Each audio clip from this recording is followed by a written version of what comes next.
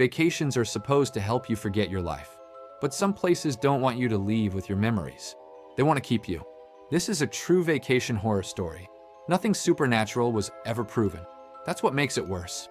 In late 2020, 4 friends booked a cheap holiday at a coastal guest house. The photos looked old, the reviews were few, but the price was irresistible. The town wasn't on most maps. When they arrived, there was no receptionist, just a bell on the counter. They rang it once. Someone rang it back from upstairs.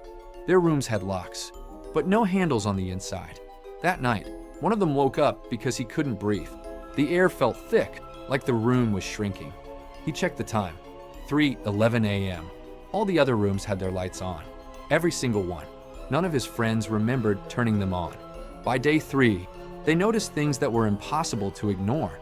Their shadows looked wrong, delayed by half a second. The mirrors reflected the room, but not always them. The ocean made no sound after sunset. At dinner, they finally met the owner, an elderly man who never blinked. He said, "Tourists usually leave something behind." They assumed he meant trash. He didn't.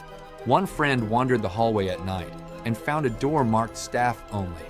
Inside was a small room, no windows. The walls were covered in names, hundreds of them, scratched deeply like they were carved with fingernails. Some names had dates. Some had the word stayed. Others had the word chosen. At the bottom of the wall, one of their names had already been written. Fresh.